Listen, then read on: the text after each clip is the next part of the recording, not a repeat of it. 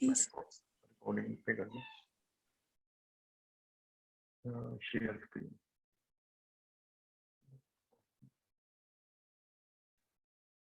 Okay, screen clear दिखाई दे रही है?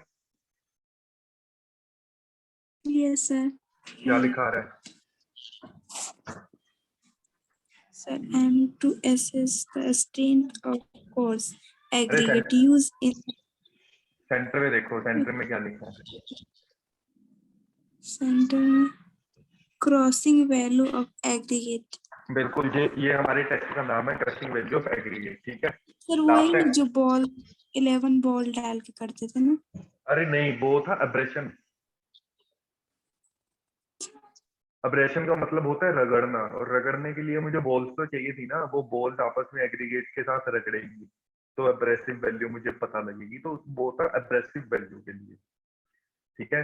जो हमने आपने लेबोरेटरी में लैब में परफॉर्म किया था वो था इम्पैक्ट टेस्ट, ठीक है। अब आ गया क्रशिंग वैल्यू ऑफ एग्रीगेट, जिसके लिए हमने बोला था कि हमें नीचे कंक्रीट लैब में जाना पड़ेगा, याद है?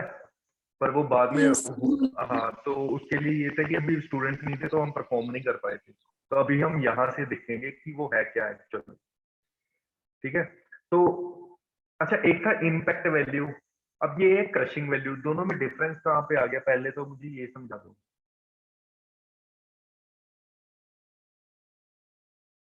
उसमें इम्पैक्ट करने थे, इसमें क्रॉसिंग करने हैं। डिफरेंस क्या हुआ? इम्पैक्ट का मतलब क्या हुआ और क्रशिंग का मतलब क्या हुआ? वो जैसे उसका मतलब क्या बोलते हैं, जैसे खुद से कूटना होता है ना इम्पैक्ट में। इम्पैक्ट में देखो हम कर क्या रहे थे, आपने किया क्या था? अगर मैं उसकी एक सिंपल हम प्रोसीजर देखें, क्योंकि आपने वो खुद किया है परफॉर्म, याद है ना? ये सही याद तो है। आपको याद भी होगा कि हमने कैसे कैसे किया था। उसमें मतलब एग्रीगेट लेने होते हैं, फिर उसको हैमर से उसको मतलब 25 बार ऐसे करना है, कम्पैक्ट करना है ऐसा, ओके और फिर से उसको सीव करने हैं। ओके नहीं नहीं, इसके बाद से फिर से उसको ये करना है ना, वो इम्पैक्ट वाले हम्म डाल के उसको इम्पैक्ट करने हैं हम्म 15 बार। फिर जो जिस वो निकलेगा ना उसको उसका वेट लेने। सर ठीक है, तो वहाँ देखो, वहाँ पे एक्चुअल में हमने किया गया था, सबसे पहले हमने एग्रीगेट लिए थे, उनको सील किया था। हमने कौन से लिए थे? जो 12.5 mm से पास हो रहे थे और 10 पे रिटेन कर रहे थे एग्रीगेट, वही लिए थे आपने, अच्छा याद है ना? ये सर याद है, भूल गए। ठीक है, उसके बाद आपने क्या किया था? उसको सिलेंड्रिकल मोल्ड में रखा था, 3 लेयर्स में। पहली लेयर में रखा 25 बार टैंपिंग की, यस सर।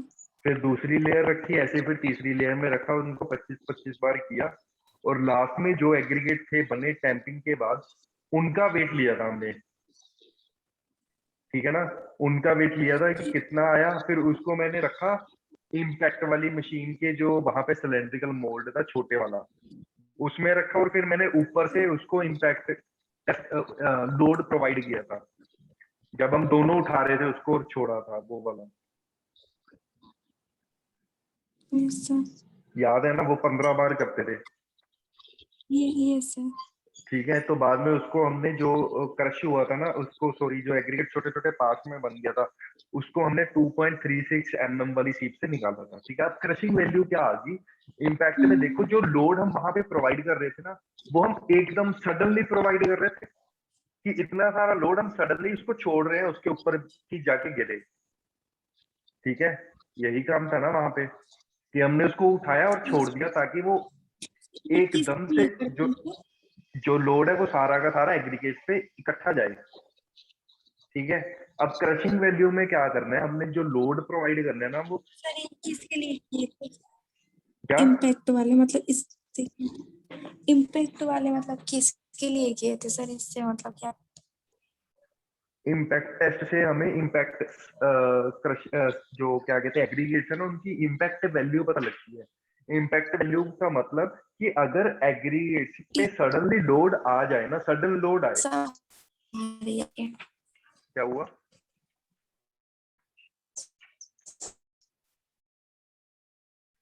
हेलो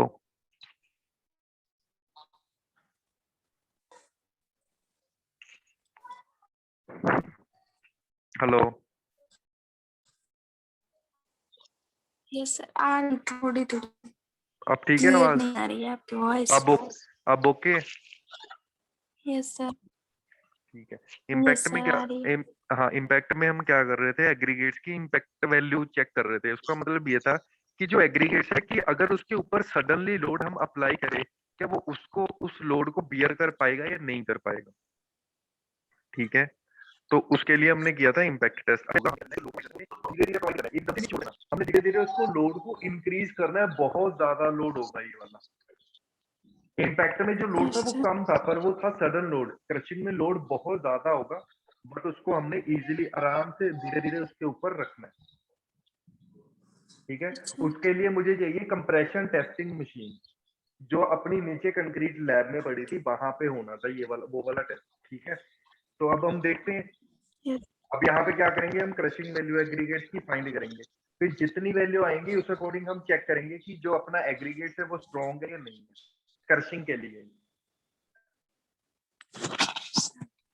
ठीक है, क्रशिंग का मतलब वही हुआ कि एग्रीगेट को छोटे छोटे टुकड़ों में तोड़ना। तो हमने वो देखना कि वो एग्रीगेट टूट पाएंगे या नहीं टूट पाएंगे। अगर टूट गए तो that means my aggregates are weak. ठीक है, अगर नहीं टूट पाए, अगर उसको लोड को इजीली बियर कर लिया, तो मतलब वो स्ट्रॉन्ग है, उसको हम यूज कर सकते हैं हाईवे कंस्ट्रक्शन में। ठीक है, सर।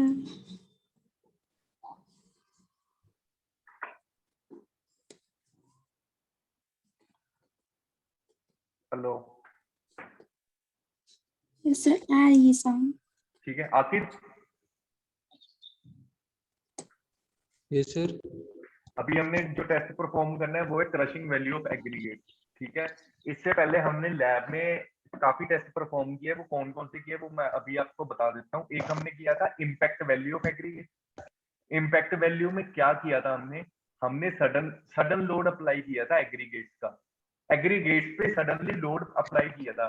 फिर हमने देखा था कि उसकी इम्पैक्ट वैल्यू क्या आ रही है, कि इन केस अगर जब हमने हाईवे में एग्रीगेट यूज करने हैं, हमें पता है ना, जब हम रोड बनाते हैं उसमें हम एग्रीगेट यूज करते हैं।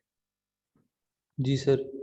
ठीक है, तो हम वहां पे देखेंगे कि अगर सडनली लोड आ गया ना एग्रीगेट पे, क्या वो उसको बियर कर पाएंगे या नहीं, क्या वो इतने स्ट्रॉन्ग है कि उस लोड को इजिली बियर कर ले। उसके लिए हमने किया था इम्पैक्ट वैल्यू टेस्ट। सेकंड हमने किया अब्रेशन वैल्यू टेस्ट। अब्रेशन का मतलब था रगड़, कि अगर अब देखो क्या हो रहा है, हाईवे पे गाड़ियां मूव कर रही है, तो दैट मींस उनके टायर और एग्रीगेट के बीच में अब्रेशन होगा। एब्रेशन का मतलब था फ्रिक्शन, मतलब रगड़। ठीक है, तो जी उसके सर। लिए हमने किया था अब्रेशन वैल्यू टेस्ट, वो भी हमने लैब में परफॉर्म कर लिया था ड्यूरिंग वर्किंग डेज। थर्ड हमने किया था इलोंगेशन, फ्लैकीनेस एंड इलोंगेशन। वो क्या था वो हम बाद में अभी डिस्कस करेंगे, पहले इसको परफॉर्म करते हैं। अब now our test is crushing value of aggregate. Crushing का मतलब आ गया कि अब वहां पे इम्पैक्ट वैल्यू में ना मैंने सडनली लोड अप्लाई किया था। क्रशिंग वैल्यू में हमने क्या करना है, धीरे धीरे लोड अप्लाई करना है, पर बहुत ज्यादा अप्लाई करना है। इम्पैक्ट से तो बहुत ही ज्यादा हम अप्लाई करेंगे लोड एग्रीगेट पे, देन चेक करेंगे कि उसकी क्रशिंग वैल्यू क्या है। फिर उसके बाद हम आगे डिस्कस करते हैं। तो अब देखते हैं एम अपना क्या आ गया, to check the strength of course aggregate used in pavement component. तो पेवमेंट आ गया जो रोड में हमने यूज करने। ठीक है, अंडर ग्रेजुअली अप्लाइड लोड। इसको अच्छे से देखो, ग्रेजुअली अप्लाइड लोड मतलब कि धीरे धीरे लोड को अप्लाई करना है, ग्रेजुअली, सडन लोड नहीं देना। सडन लोड के लिए अपने पास था इम्पैक्ट टेस्ट, ग्रेजुअली के लिए आ गया क्रशिंग वैल्यू।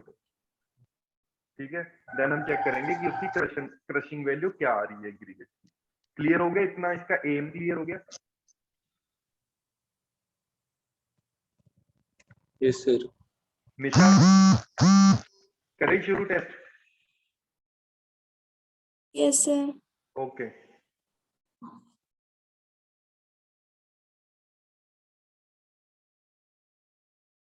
ठीक है। उसके लिए अब देखो हमें ऑपरेटर्स क्या क्या चाहिए। ऑपरेटर्स, एक तो मुझे चाहिए क्रशिंग मशीन।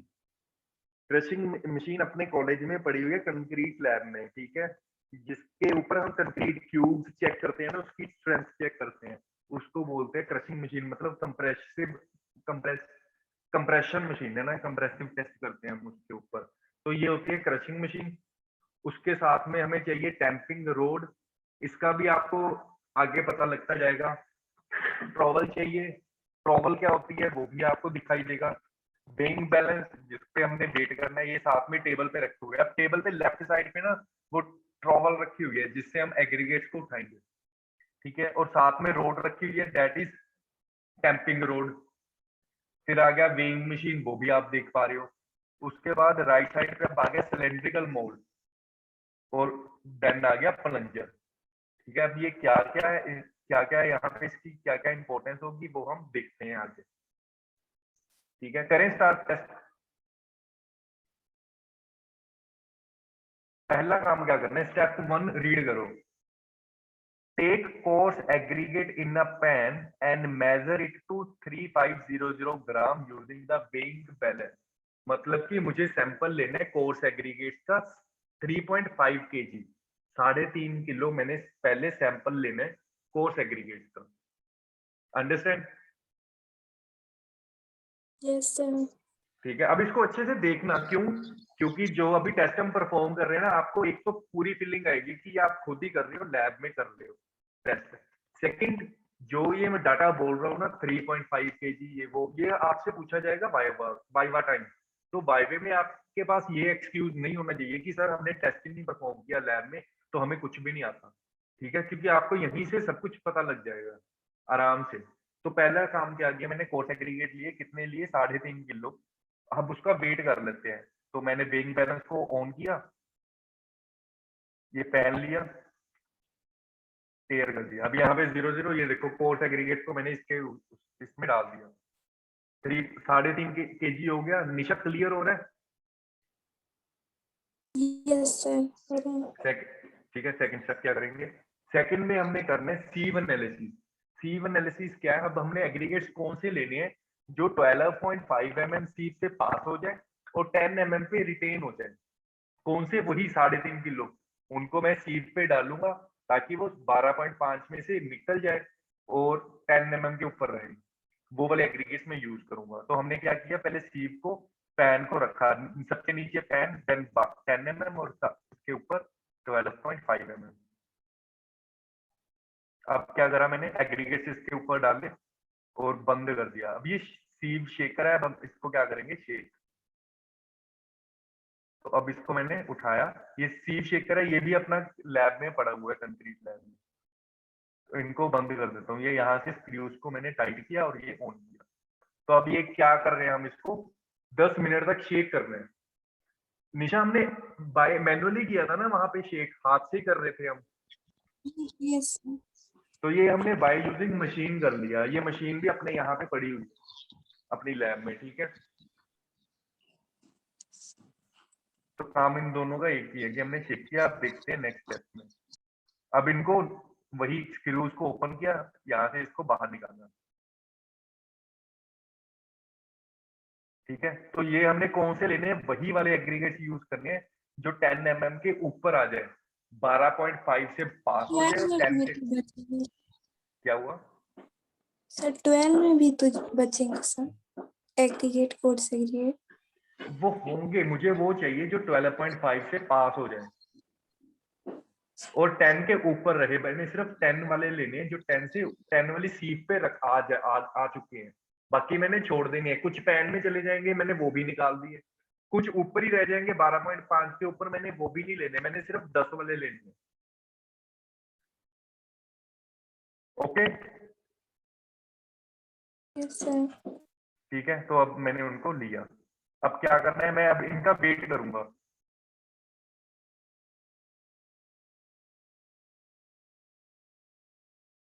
पहले मैंने लिया खाली सिलेंडर, सिलेंड्रिकल मोल्ड का वेट देख लिया मेरे पास कितना आएगा, ठीक है।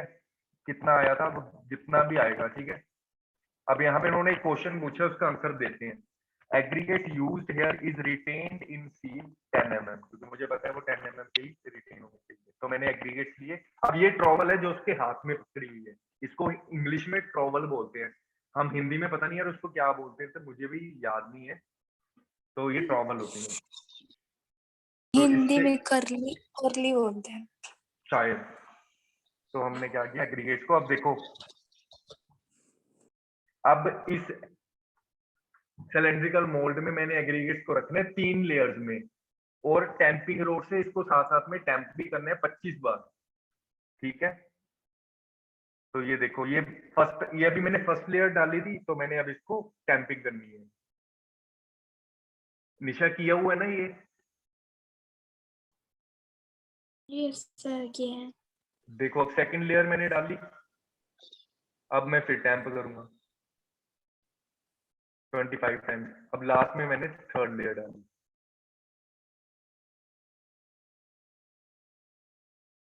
अब मैंने फिर टैंप किया। तो अब मैंने क्या करना है, इस टैंपिंग रोड की से जो ज्यादा ऊपर आए हुए हैं ना एग्रीगेट, उनको निकाल देना, ताकि जो लेवल है वो लेवल रहे उसके ऊपर। जो एक्स्ट्रा है वो नीचे गिर जाएंगे एग्रीगेट, और सिलेंड्रिकल मोड में सिर्फ लेवल तक आ जाएगा। क्वेश्चन क्या पूछा है इन्होंने? Tamping is done to obtain better compaction between aggregate. Obviously मैं टैंपिंग क्यों करता हूँ, ताकि उनके बीच में जो वॉइड्स है वो खत्म हो जाए, और उसी स्पेस में ज्यादा एग्रीगेट में यूज कर पाऊँ। ठीक है, यू आर राइट। तो ये अब देखते हैं क्या करना है हमने। पहले मैंने वेट लिया था, अब देखो क्या क्या किया अभी। 3.5 kg एग्रीगेट्स लिए, उनको सील किया। तो उससे पहले मैंने वेट लिया था खाली सिलेंडर का। ठीक है, अब मैं लूंगा उस सिलेंडर में एग्रीगेट्स डाल के टैंपिंग करके, अब देखूंगा वेट क्या होगा। जो खाली सिलेंडर का वेट था वो W1 था। जितना भी आया मैंने देखा नहीं, ध्यान नहीं दिया। तो आप यहाँ पे देख सकते हो स्टेप 6 पे, note down the weight of cylinder with aggregate. तो उसको मैं W2 मानूंगा। ठीक है, तो पहले इसके लिए मैंने विंग मशीन को ऑन किया, टेयर किया। अब मैं देख सकता हूँ, तो मेरे पास वेट कितना आ गया, 3343 ग्राम आ गया ये। ठीक है, W2 वेट कितना आया मेरे पास, 3343 ग्राम। अब नेक्स्ट स्टेप में चलते हैं। ठीक है, अब इसमें क्या किया मैंने, सिलेंड्रिकल मोड में ये प्लंजर डाल दिया। निशा अब ये यहाँ से आपका टेस्ट चेंज होने वाला है। इम्पैक्ट में क्या किया था मैंने, इन्हीं एग्रीगेट्स को इम्पैक्ट मशीन में रखा था और ऊपर से लोड दिया था। अब यहाँ पे मैंने क्या किया, प्लंजर इसके ऊपर रख दिया। अब करना है क्या मैंने, देखो ये मेरे पास कंप्रेशन टेस्टिंग मशीन, तो मैंने इसको यहाँ पे रखा। यहाँ से इसको प्रॉपर टाइट करूंगा, ताकि जो ये सरफेस है इसके ऊपर आ जाए। बिल्कुल, अब उसके साथ टच हो गया। अब मैंने लोड प्रोवाइड करना है। अब लोड कितना प्रोवाइड करना है, आप देखो लिखा हुआ है वहां पे 40 टन लोड प्रोवाइड करना है, और उसका रेट क्या होगा, 4 टन पर मिनट। मतलब 1 मिनट में मैंने 4 टन लोड प्रोवाइड करना है, और टोटल 40 टन। 1 टन में कितने केजी होते हैं, कोई बता सकता है मुझे? 100। निशा 1 टन में कितने केजी होते हैं? सर 100।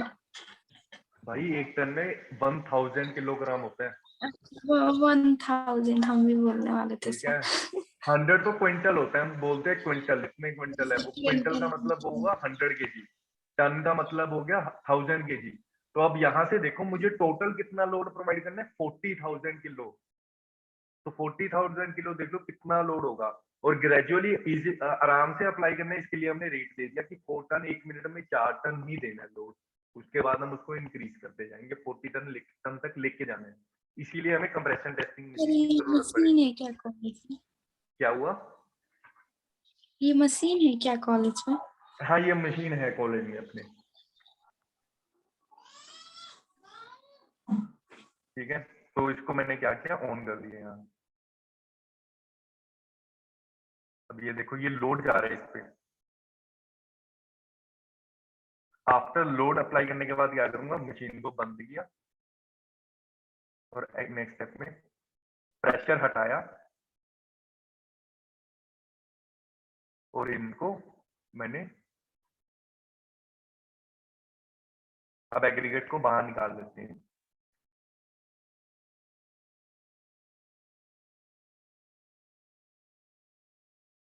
प्लंजर को हटाते हैं।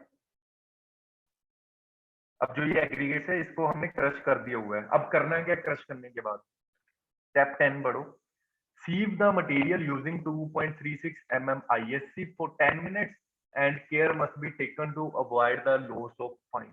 इसको बोलो। अब क्या करना है, मैंने 2.36 mm वाली सीव यूज करनी है क्रशिंग के लिए। क्रशिंग करने के बाद 2.36 mm, तो इसमें से एग्रीगेट्स को पास करवाएंगे। ठीक है, तो अगेन वही काम करना है। पैन लिया, उसके ऊपर 2.36 रखा और एग्रीगेट्स मैंने जो क्रश किए हुए एग्रीगेट्स है उसके ऊपर डाल दिए और बंद कर दिया। अगेन इसको सीव शेकर पे रखेंगे और सीव करेंगे।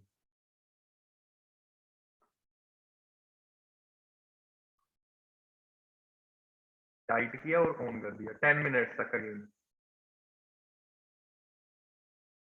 हो गया, तो अब इसको निकाल लेते हैं।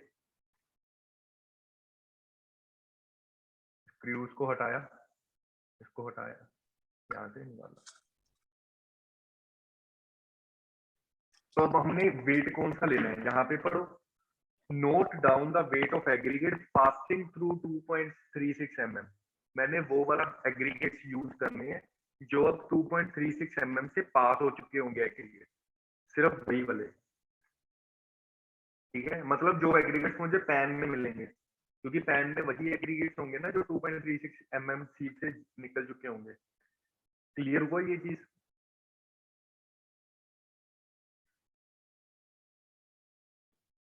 Aqib yes sir. Yes sir. Clear हुआ? Yes sir. ठीक है, तो अब जो ये वेट होगा ये कौन सा होगा? W3। ठीक है, तो अब 3 वेट हो गए। पहला वेट आ गया, मैंने खाली सिलेंडर का वेट लिया था, उसको W1 माना। फिर मैंने सिलेंडर में एग्रीगेट्स डाले, वो W2 था। अब ये वाला आ गया जो मैंने 2.36 mm से पास करवाया, अब ये हो गया W3। तो अब क्या करना है, इसको ऑन करते हैं और देखते हैं इनका वेट कितना है।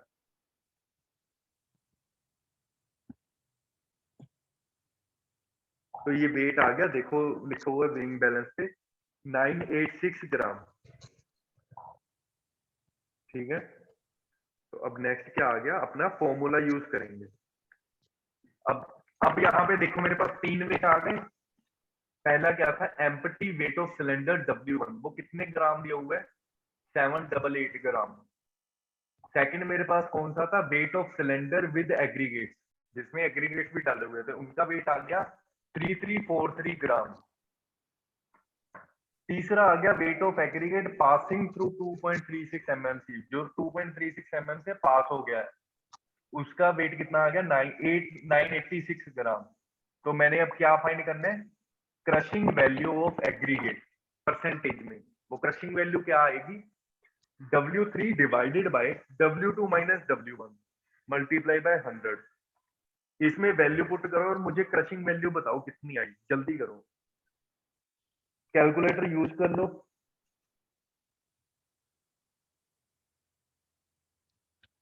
आकिद और निशा जल्दी करो, वैल्यू आपके सामने दी हुई है, W1 भी दिया हुआ है, जी W2 सर। भी और W3 भी। इसमें फिल करो और मुझे बताओ।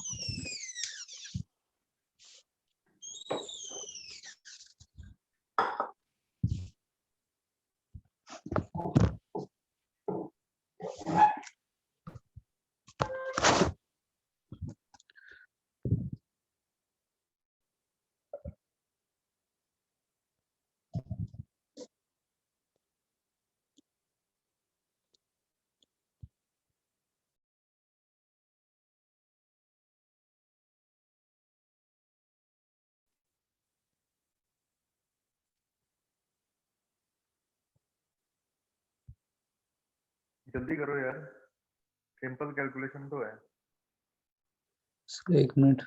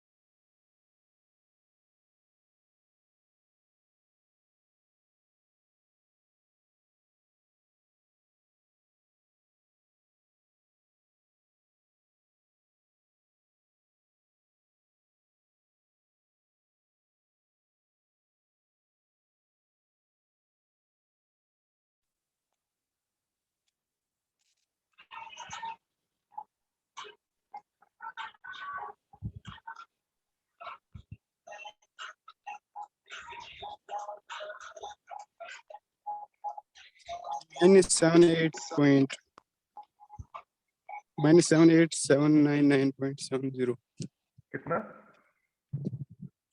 -78,799.70 अरे यार परसेंटेज में निकालना है, वो 100% से कम होगा। अब इतना कैसे बता रहे हो?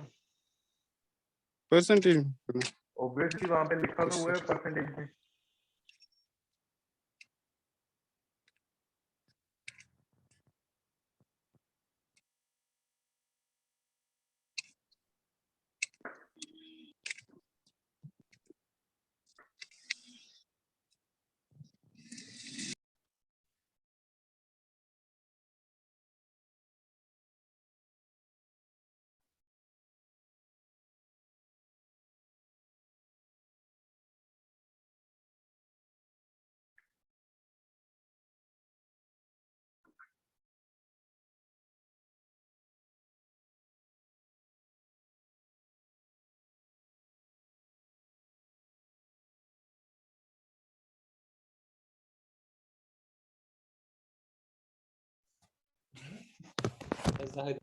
I put on that phone. I can't black as tone is here. God send. जल्दी करो यार।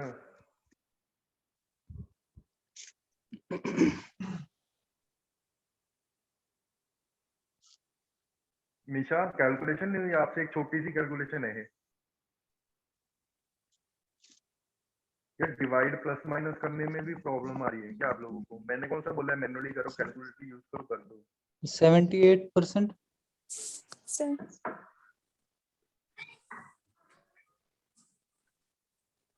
78।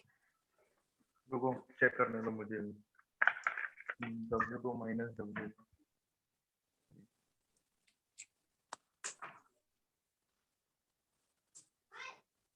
जावेद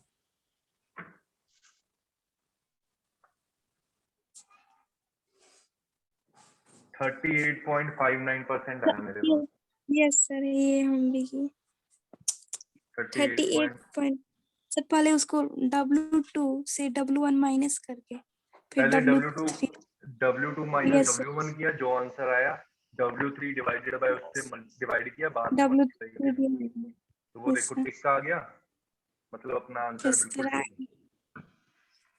तो हमारी एग्रीगेट क्रशिंग वैल्यू कितनी हुई? 38.59%। अब ये क्या था? वन ट्रायल था, मैंने एक ट्रायल दिया। अब मुझे कितने ट्रायल लेने? ऐसे ही सेम प्रोसीजर, 3 ट्रायल लेने मैंने, 2 या 3, ठीक है। सेम प्रोसीजर मैंने अगेन फॉलो करना है। वैसे ही आइए, सीव लेनी है पहले, उनको फिर टैंपिंग करनी है, लोड लगाना है, फिर हटाना है। ऐसे ही एग्रीगेट क्रशिंग वैल्यू फाइंड करेंगे। और फाइनल कौन सी होगी? जो 3, अगर मैंने 3 ट्रायल लिए ना, तीनों की एवरेज में मान के चलूंगा, वो होगी मेरी पास फाइनल एग्रीगेट क्रशिंग वैल्यू। समझ आया ये पॉइंट? अब ये बताओ,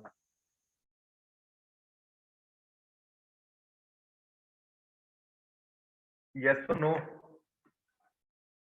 सर समझ आ गया।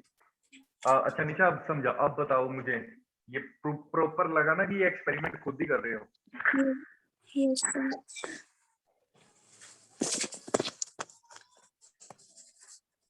आके जल्दी जल्दी इसका प्रोसीजर बताना एक बार मुझे। सर बस थोड़ी सी थोड़ी सी क्या? मशीन का प्रॉब्लम है सर, वो कैसे उसको फिट करना है। वो तो कोई ना, वो जब हम आएंगे ना, आप कॉलेज में आएंगे तब आपको बता दिया जाएगा। Sir Aqid, yes sir.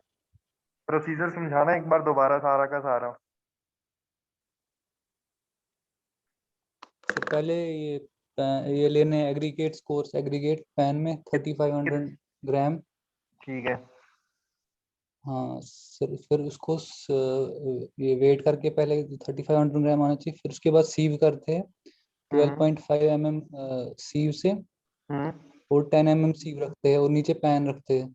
हम्म जो 10 mm सीव के ऊपर जो रह जाते हैं वही लेना पड़ता है।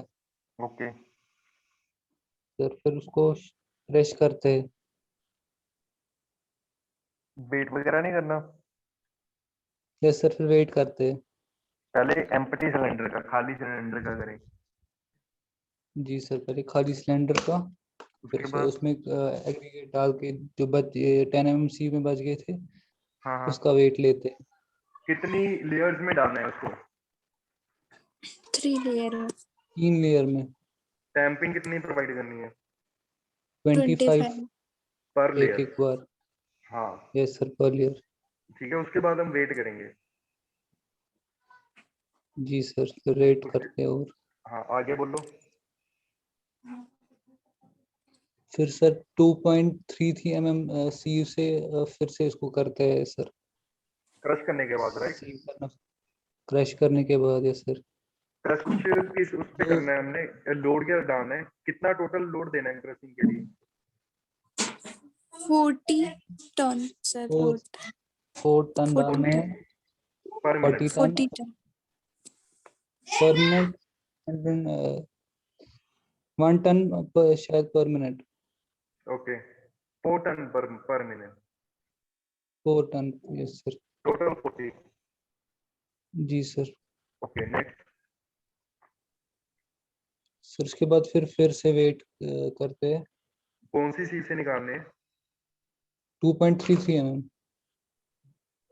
2 पॉइंट 5 mm से 2.36 है वो। 36। हाँ, 2.36 mm सी। 36। ठीक है सर। ठीक है, तो नेक्स्ट उसके बाद क्या करना है हमने?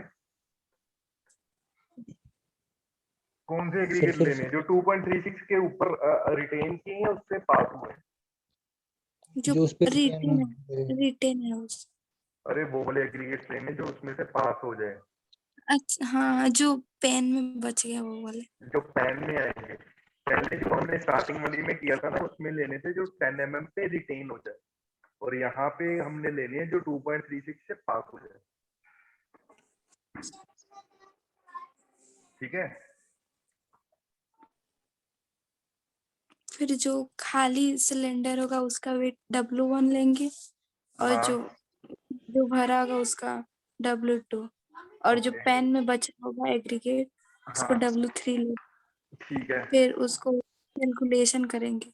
W3 W3 upon W2 minus W1 into 100 और उसका बिल्कुल ठीक है। परसेंटेज।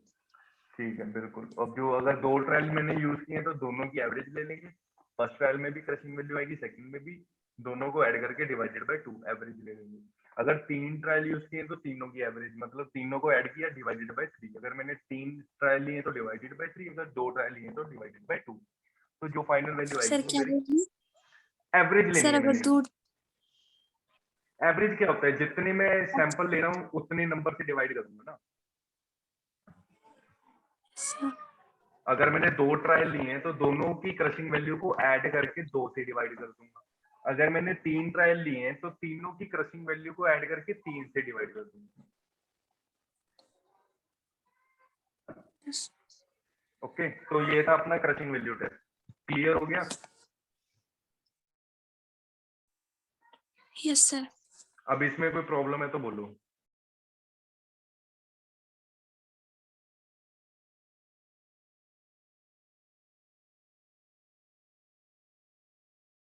निशा कोई प्रॉब्लम इसमें, कोई डाउट? No sir. आकिब आपको?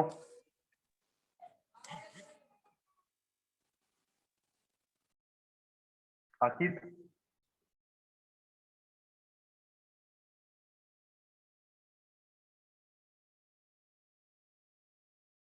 ओके, अब अभी आप जा सकते हो। Okay sir, thank you.